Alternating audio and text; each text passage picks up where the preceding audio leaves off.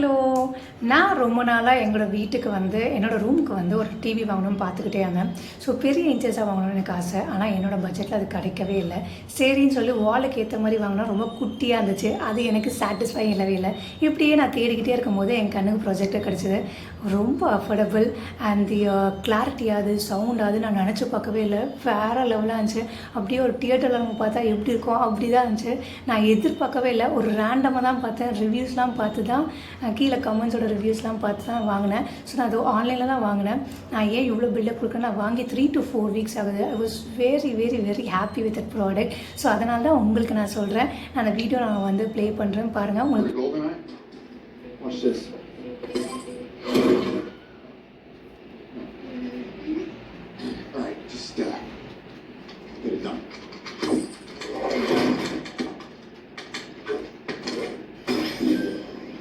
System's back online.